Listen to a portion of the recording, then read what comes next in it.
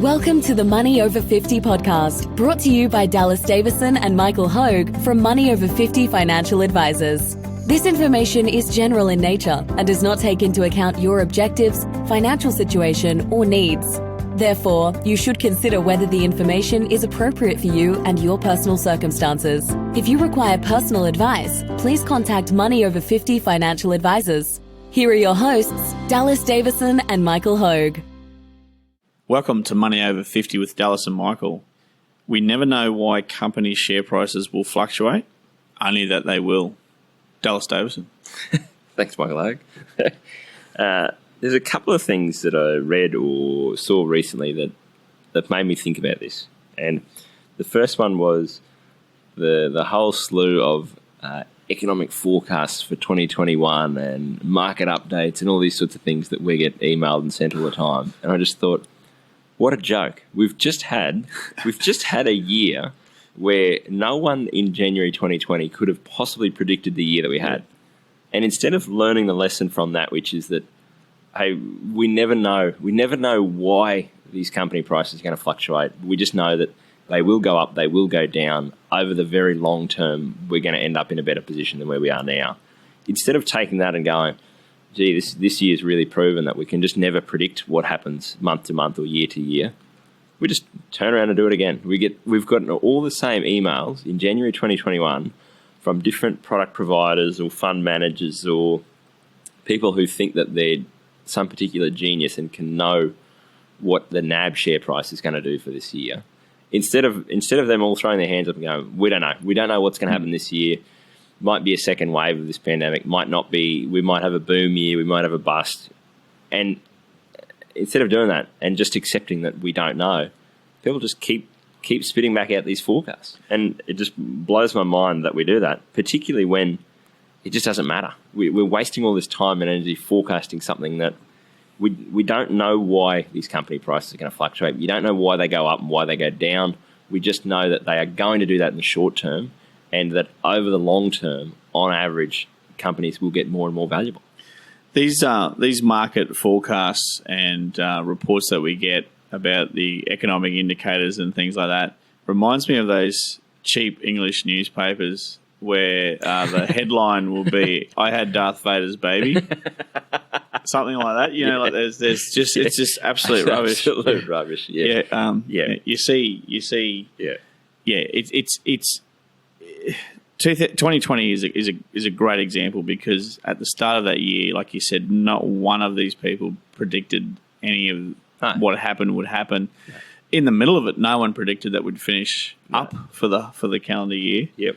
So, but there's a whole industry that just keeps spitting out this stuff. That's right, and that's the other thing that's interesting to me is that, you know, obviously for these people, there's a whole industry. Their job relies on thinking that they can predict what's going to happen in the short term. So I can understand that. You go, okay, if it's what's the saying about you can never rely on a man understanding something that his paycheck depends on him not understanding, or something like that. Basically, if your job is to be a market prognosticator, then of course you're going to do that. You're never going to just go, I got no idea what's happening this year. But financial planners are guilty of this in some, not us obviously, because we pride ourselves on saying that we get no idea what will happen in the short term. But I listened to a podcast the other day with a relatively famous in financial planning circles, a guy. He invented what they call the 4% rule, and all this economic research about, you know, how much can you withdraw safely in retirement and all these kinds of things. So obviously a very intelligent guy has spent 40 years of his life as a financial planner working with clients, really trying to do the best thing by these people. And he was talking about how he'd said early on in the podcast that he believed that market timing was not necessarily easy, but it was possible, which is a bit of a red flag because, well, yes, it is possible, but you don't get paid on possibility. You get paid on, what can people eat over the next 30 years. So, and he was sort of saying that in the GFC, what had happened was as things started to drop, he got all his clients out of there. They stopped investing. They moved all their money that was invested in companies and moved it into cash, and share prices kept dropping. And he was going, So, that was really great, and I was really happy about that. And then he went on to say, yeah, the problem is, though, that prices rebounded so quickly. So, we know this volatility cuts both ways. Prices drop very quickly, they go back up very quickly. And what he was basically saying is that the problem is I got out and then prices have rebounded on me so quickly that I couldn't get my clients back invested before the price point at which they got out. So they effectively lost money on that. But instead of, and I expected his thing to be, and I learnt my lesson, which was that, you can't sustainably time the market. You don't know. I don't know why company prices will go back up or when or anything like that. I just know that over long term they will. What he basically said was, see, the problem was that the Fed in America printed too much money and it inflated asset prices and share prices went up, and basically was saying, I would have been right but for an external force. And it was fascinating to me because the point I would have taken away is that there's always an external force. There's always something that either drives prices down or drives them up. It's like saying this year, from February to March, company prices, they wouldn't have dropped except for coronavirus. But that did happen. So that is a force that happened in the same way that when there was a huge rally in November, December, and company prices have bounced right back up. It doesn't matter what has driven those prices up or down. It only matters that has happened and that it will continue to happen forever and a day. So I think that anytime you hear someone say, well, except for this thing, prices wouldn't have gone up or down, it doesn't make any sense because, of course, if not for that thing, then prices wouldn't have gone up or down. But there's always that thing. Yeah, there is. And in the long term, it just doesn't matter. No. So volatility does no harm. It's people reacting to volatility that does the harm. Yeah.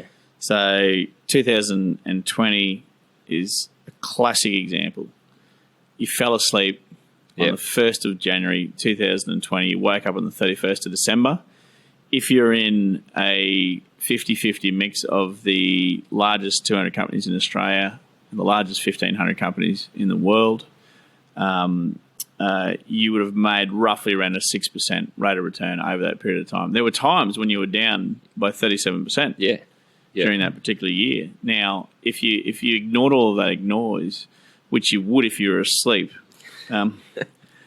what happens is that you've made 6%, which is a good rate of return, especially over that year. Yes. It's people that are actually trying to predict where things are going to go to get out to stop that volatility. Yeah. They're the people that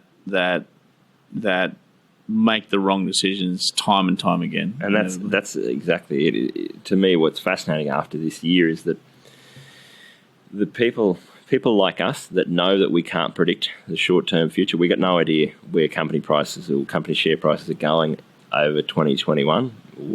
We don't know whether we're going to end the year up, down, or sideways. And we know that it doesn't matter because anyone who's invested is normally invested for the next 30, 40 years. So we know that we don't know that. We can just put that aside. We just don't have to think about that anymore. Whereas someone who spent this whole year on this emotional roller coaster of my super balance was here in January, now it's gone up, and then in February it had this huge drop, and then it picked back up, and should I be getting out? Should I be getting back in? Should I be doing this? Should I be doing that? Those people who were on that roller coaster this year, what I hope is that some of them have kind of learnt that lesson and gone, well, that was just no fun at all. I could have just ignored all that, tuned all that out, and kept going about my day-to-day business, and I would have been in the same position anyway. I hope that some of those people take that lesson on board. But what I think happens a lot of the time, and this is what I was talking about with a lot of these market forecasts, is that anyone who was doing that doesn't go, hey, the future is sort of unknowable to some degree, and it's a relief to think that I don't have to try and predict it. We just then move on to the next thing and predict, well, what happens in this trade war with China, and what happens about this thing, and what about the next election, and what about, rather than just going, hey, there will be, company share prices will fluctuate. There will be some external force that comes in and drives them up. There will be some external force that comes in and drives them down. I'm invested for the next 30, 40 years. It just doesn't matter. Yep. I got nothing to add. Thanks for listening. Thank you for listening to the Money Over 50 podcast with Money Over 50 financial advisors. We look forward to catching up again soon.